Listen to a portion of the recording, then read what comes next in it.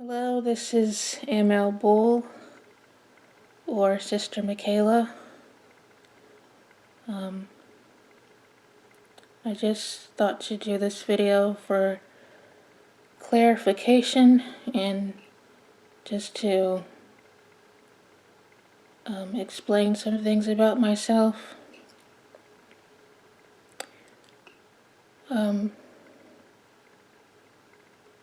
I think that some might have gotten some misunderstandings by certain tweets, recent tweets that I have posted on my Risen Halo Publishing account as well as my Arthur account.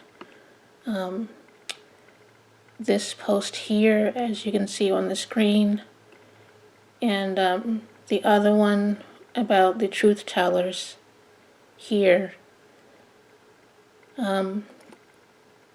Just to clarify, those posts didn't have anything to do with the recent ministers who left the church, Robinson or went. It didn't have anything to do with them whatsoever. And it wasn't meant to be any like backlash toward pastor or anything. So I'm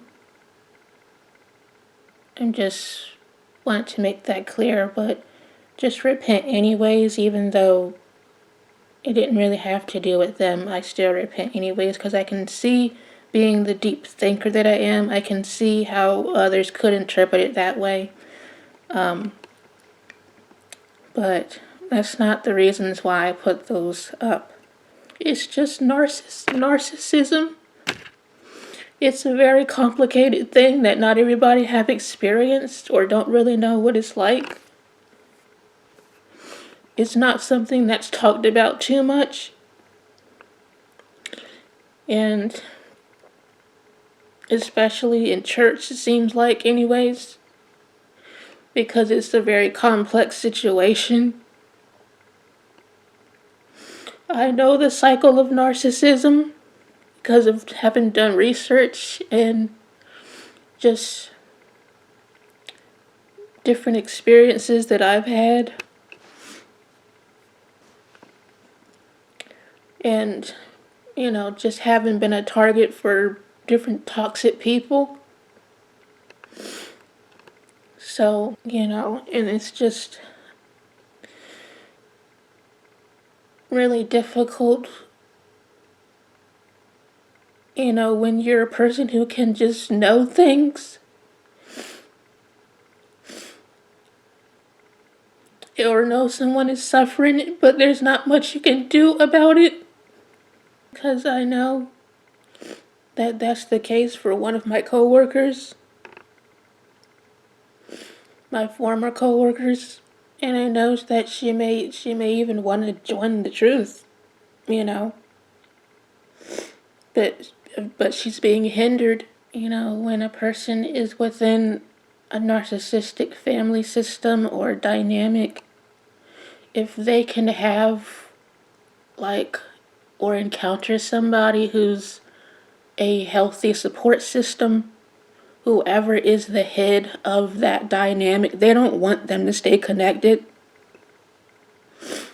They don't want them to stay in contact, so they may even sabotage certain things, you know, just so that individual cannot be helped. And that's what I believe happened with us. It's just a complicated thing. And not only that, but I think maybe race have been an issue. Ethnicity because of the color of my skin. Or maybe certain relatives of hers thinking that I'm from some other country or a terrorist because of me wearing a head covering. I don't know. But that's not why I wear them, you know. And those of us in the faith know that. we even have white sisters who wear head covering. All women are required to wear them according to God. It doesn't really matter what your ethnicity is, you know. So, I mean, I'm not from some foreign country or India or anything like that. That's not why I wear a head covering. It's for religious purposes, you know. But maybe somebody in her family thought that. I don't know. It's just a difficult like situation when you are able to detect different things and stuff, especially when it comes to those of us who are intuitive, INFJs and stuff. We know when something's not right, you know. People don't even have to tell us necessarily. We can just know things.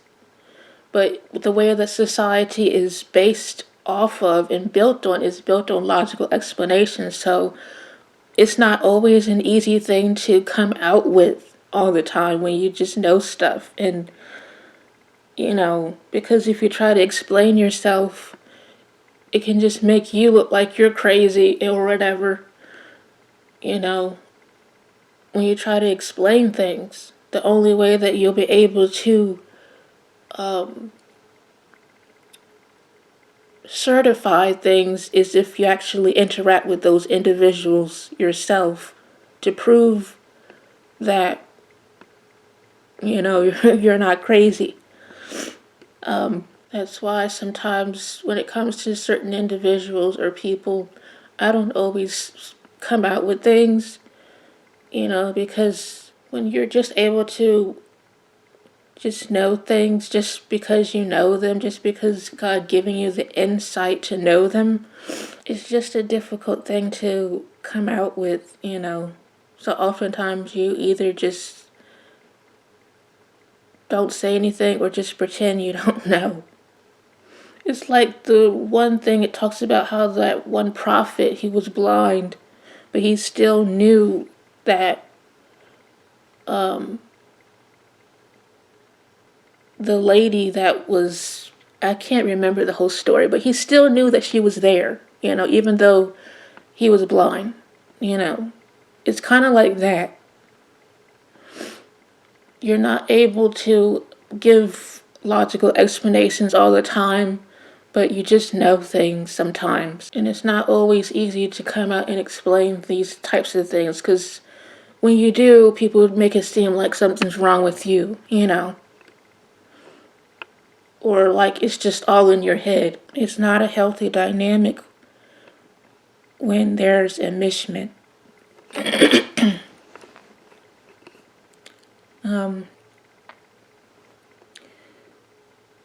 Because it's like there's this one individual. If you don't really know what this term is, look it up, because it's really something important to take into consideration, especially when it comes to relationships, you know, in marriage and things like that, because it can even affect that, you know, when there's no emotional boundaries, because whoever is in like one spouse's family dynamic, if that individual, that spouse you're married to, if they are able to have boundaries for their own self, they're going to allow their parent to control things within their marriage, within their relationship, you know.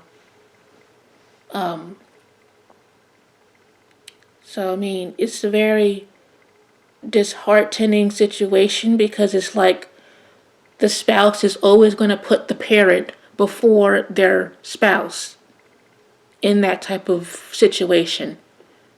Like, for example, a man, he's always going to put his mother before his wife, you know. So, it's a very unhealthy dynamic. If a person can't set boundaries for their own self, they're not going to be able to set boundaries for their relationship, you know. So, I mean, the whole thing about enmeshment it's a very toxic dynamic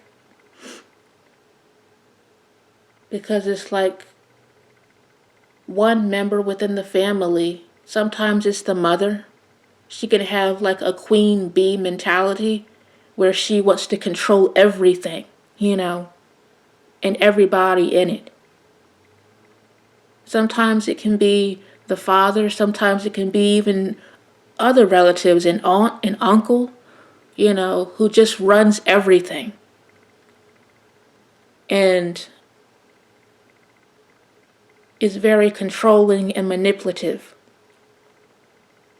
So it's just a really difficult situation.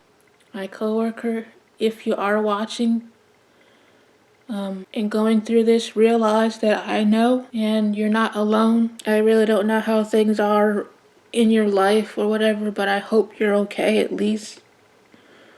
And hanging in there. Just know that I do still pray for you. And not only that, but I've prayed for your family. I've prayed for you and your family so many times. I can't even count them, even though I might be seen as a threat, But I have. This whole situation is just, it has had an emotional toll. Not really knowing the ins and outs. I have gotten upset sometimes, but I'm not angry at you, because I know that it likely wasn't all your fault. Stay encouraged and hold on to hope, and just realize that if you do want to follow the truth, but certain family members within your family don't, realize you may have to go on without them,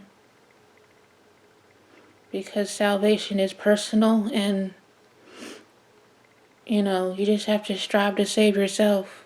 If this is the case, within the scriptures, it even talks about how in some cases there will be variance between different family members, because of some wanting to follow the truth and others not wanting to. It's a conflict. So you may have to separate in some cases from your own family members. You can pray for them. You can pray for your family members. You can still stay in contact with them. But if they don't want to live in holiness, and you do, the only way for you to, be able to freely live out your faith is being in separation of them. And there is a chance, at a certain point, there is a chance as a result of you praying for them that they could have a change of mind and change of heart and eventually come in too. This whole thing of salvation is kind of like a marathon. Some at different paces, but everybody's running and in hopes of making it to the finish line. Because holiness is not an overnight success, it's a lifelong process. It takes time. And if anybody, picks at you or whatever, they don't have the right to do that, And I'm sure one of the ministers will put them in their place, because that's not what we in the faith are supposed to be doing, picking at people. If you see somebody still wearing pants or wearing jewelry or makeup or whatever, and if anybody does, you have the right to address that. You have the right to address it to the ministers, and he will speak out about it, whoever it is. I'm sure he will. Because it's not supposed to be like that. Others getting picked on and stuff who are just starting out. Really, none of us is perfect.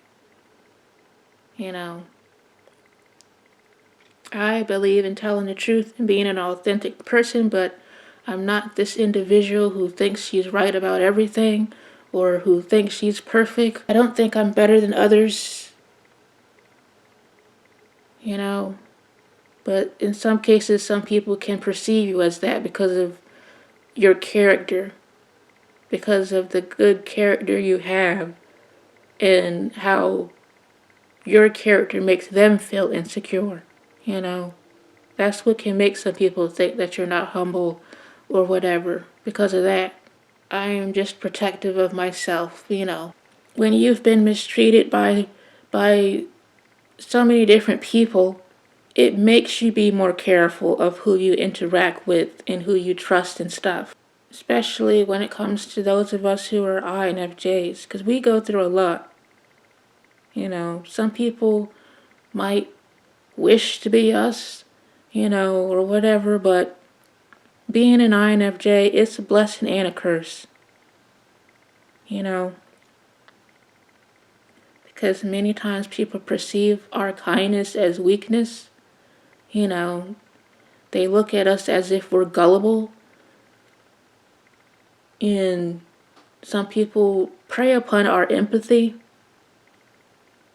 We often attract a lot of needy people, wounded people, people who are narcissistic, you know, people who are manipulative. We often attract these types of individuals who just want to siphon our energy. It might not be a very pleasing term, but some people are energy vampires.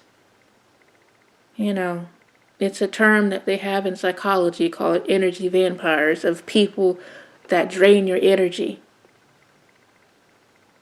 They're always caught up into drama. They give off a lot of negative energy. They're a pessimist.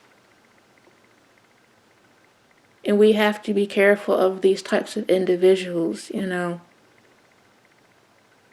Because some people, they just want company in their misery. I'm just careful of my associations, not only because of being an INFJ, but also because of just being a gifted person. Because when you're a gifted person, you attract a whole lot of jealousy and envy from people. You know, you attract a lot of jealousy, a lot of envy, people seeing you as competition, wanting to compete with you. You know, when you don't even care about competition, you're just trying to live your best life, you know, and create a positive impact on the world. You don't really care about being the top dog, you know. But when a person has a lot of insecurities, you just bring all of that out of them. And that's another reason why I am careful of my associations or who I befriend or who I call my friends. Because I know I'm an individual who easily triggers people. If you can't even be your authentic self with somebody, that's somebody you can't be close to. You know, if just being yourself, you have to walk on eggshells just to not cause an emotional reaction out of them. You know, I can't be close to everybody. Even despite believing in being respectful and being kind to others, you know, and just striving to live peaceably, I can't be close to everybody. And I know in society, the majority of people, you know, the majority of people are surface level. They're not really comfortable connecting with others on a deeper level. You really can't even be that way with everybody. You know, you can't connect with everybody on a soul level. You know, that's how it was with David and Jonathan in the scriptures. This is a very rare thing. And not only that, but it's something that's looked at as strange. You can connect with somebody on a soul level and it still be platonic, you know. But most people aren't even able to do that, you know, because of just not being able to be vulnerable, being afraid to be vulnerable, you know, not being able to empathize with others. Many people have some people have cognitive empathy, but they don't have emotional empathy. They're able to comprehend how you are feeling, but they're not able to feel how you feel. You know, that's how narcissistic people are. They don't have empathy. So they don't really care about your feelings. All they care about is how they feel. That's why INFJs in particular, we have to be careful when it comes to people. I know when it comes to, those of us in the faith of holiness in the church and stuff, how some talk about us being family and stuff like that, but being a realist, me being a realist, I still know that I have to be careful regardless, even in church. A lot more people is worshiping the devil and having all these satanic symbols and stuff like that that's going on now. And in my opinion, it's like these people are summoning the beast to rise up without even realizing it. Because I really believe that this mark of the beast is getting ready to come, you know. And that's why a lot of people is worshiping Satan more, you know. Some was worshiping Satan at this soccer game somewhere in Europe, something, and it had one of the symbols, satanic symbols in the sky. So, that's why a lot of stuff I just be ignoring a lot of the time, because, I got more important things to worry about, than a bunch of drama or somebody's provocations, I got more important things to worry about. I don't want to be in the truth and still end up lost. That's why I'm careful the way that I am. And keep my circle small. Being a visionary, I'm determined to protect the goals and things that I have for my life, And I know that everybody can't have access. It's not about competition or putting profit over people. There's some people, all they care about when it comes to business is wealth and material gain. How it benefits their life. But that's just not how it is with me. Some might think just because they haven't seen very much that I don't know what to do, but that's not true. I just don't believe in rushing.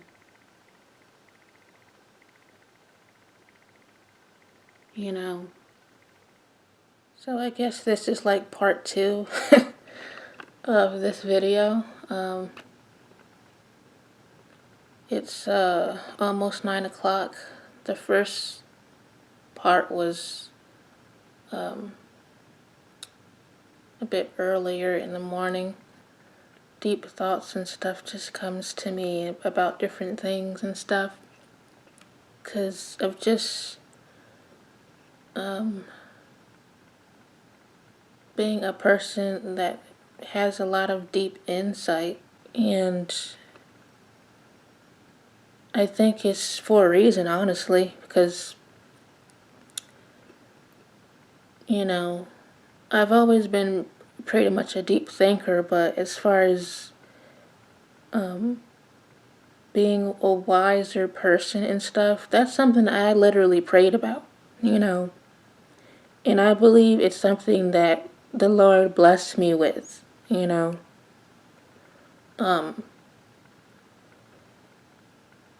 so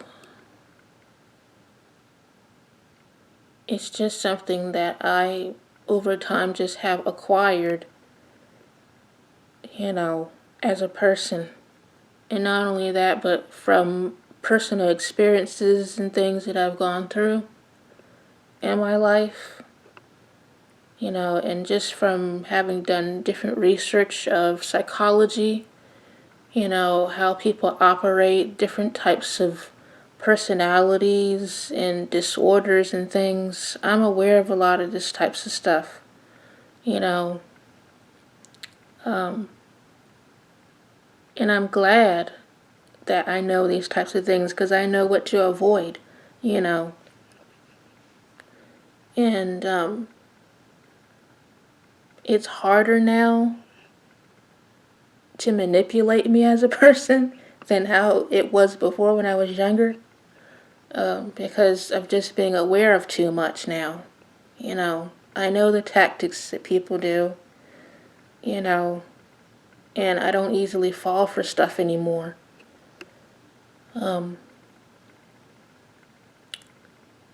So, if you want to become wiser as a person, that's something you can literally pray about.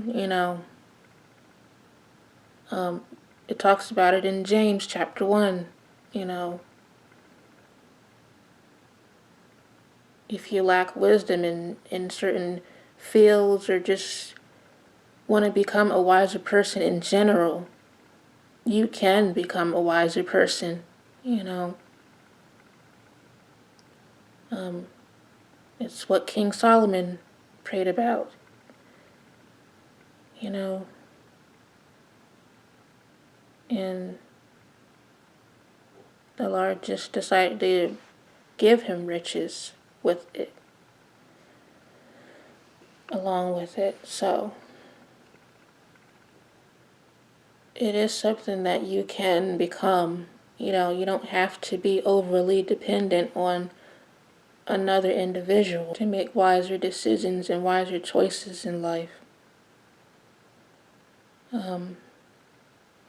Those of us who are INFJs, in particular, some of us grew up in families where you were taught to doubt your intuition, and stuff like that. So with some, you may have a harder time listening to your inner voice when it comes to what choices and things that you make, but with practice, you can get better with that, by listening to your intuition more. Because oftentimes, when it comes to us, we get a feeling that something's not right or whatever. It's for a reason. It's a gift that God blessed us to have. Everybody has intuition, but some of us are stronger in it than others.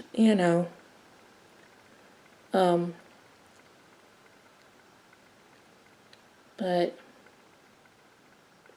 it's something you can get better at, with practice, listening to your inner voice instead of being influenced by everybody else, around you.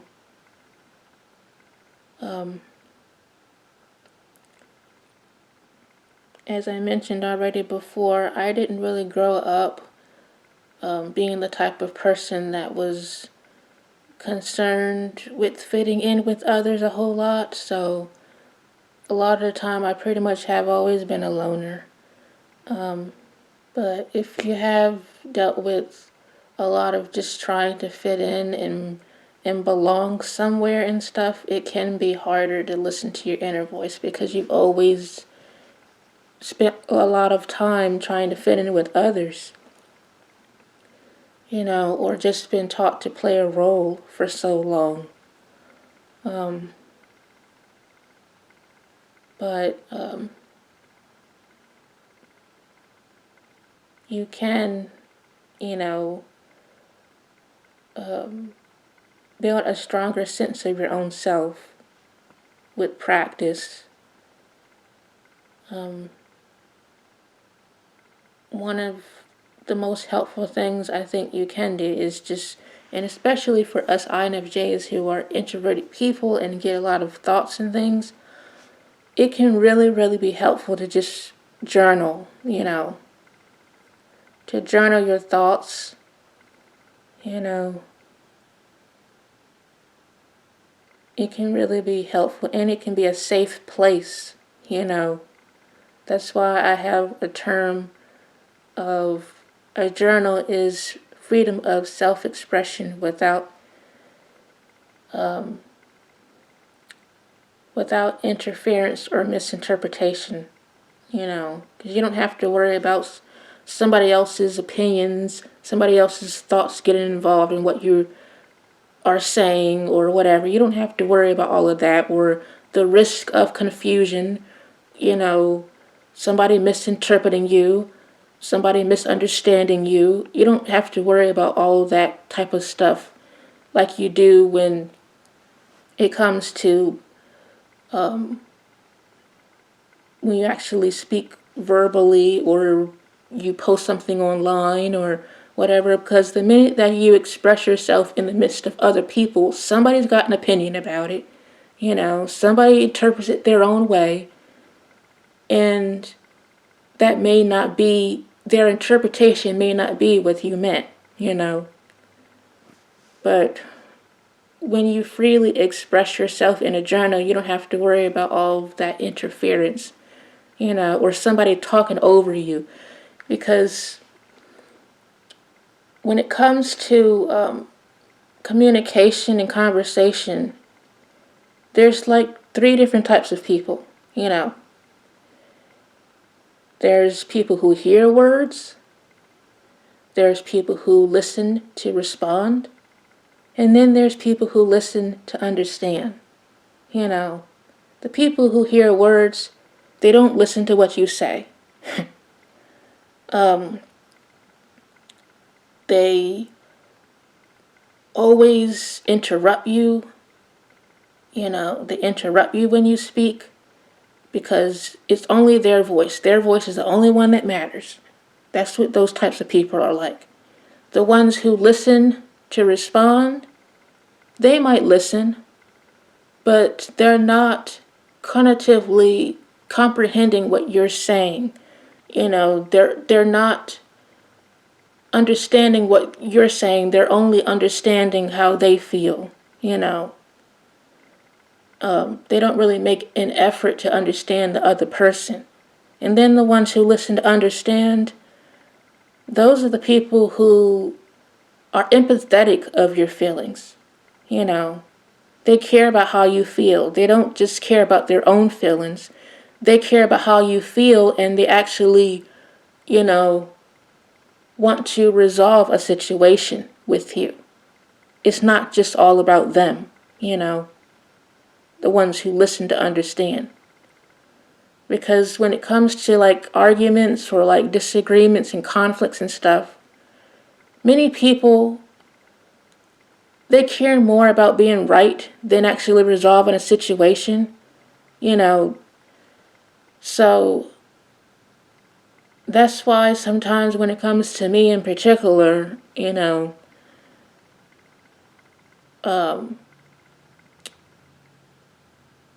sometimes it's easier just to keep the peace, just to keep the peace rather than trying to work a way around on getting on the same page with somebody. Because some people you can never get on the same page with, because it's just all about them. It's just harder to really get through to people that are like that.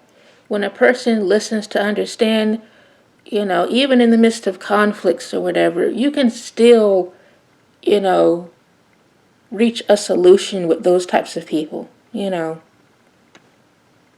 But it's just harder when it comes to either those who just hear words or those who listen to respond. It's harder to really resolve things with those types of people in a peaceful manner. rather than constantly going back and forth with somebody and stuff and wasting your energy doing all of that. Just simmer things down as best as you can and just let things just come to an end. I don't know. It's only a few people who listens to understand other people. But yeah, there's three different types of people in communication. Like I mentioned earlier about enmeshment and stuff, when you're in a dynamic like that, it's like you don't even have a voice, because you're supposed to only do things this way, this way, this way. Do it my way, my way, my way.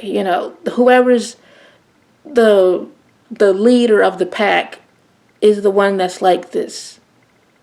And it's like you don't have a voice for yourself, you know, to express yourself in about. That's why in some cases you may be hesitant to even express your own feelings. Because the way that society is built up, with conformity and all those types of things, when you're different from society, people can make it seem like something's wrong with you. Like you're weird or something like that. And we are. We are a little weird, INFJs. We only make up between, I think, 1 to 2% of the population in the entire world. So we are a little weird. And, some INFJs are actually autistic. Some autistic people are INFJs. That's why, in general, with INFJs, some people think that we're neurodivergent because we don't think like the majority of society. So, some people think that we're neurodivergent, and some are. We have a strong pattern recognition. INFJs do. So we can pick up on things pretty quickly. And sometimes we can be around people and still feel like we're alone, even though we're interacting with other people and stuff. We can still feel like we're alone because we're not able to connect with certain people on a deeper level. I know sometimes I've been around a whole lot of people, during convocations and stuff like that, and still felt like I was alone, despite all of these people being here. I know how that feels like. It's like something is missing, and it's weird with us because oftentimes when we're by ourselves, we don't feel that way. We don't feel that way a lot of times when we're by ourselves. It's just when we're around other people, sometimes we feel like that, like we're alone. I know how that feels. And not only that, but we pick up on a lot emotionally because of having that FE, extroverted feeling. So when we're around a lot of people, we feel a lot of things. We can pick up on other people's emotions. Even if they try to hide what they are, we can pick up on other people's emotions. We know when something's not right. It's a gift being this type of way, but it can also feel like a burden.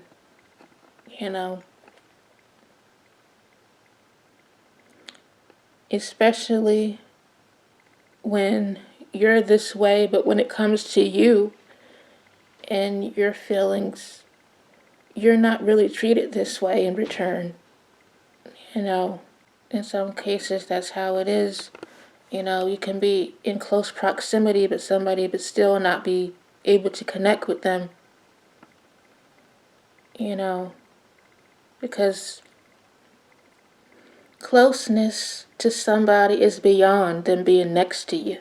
You can be right next to somebody and still not be close to them. Still not be close to them and still not be able to connect with them.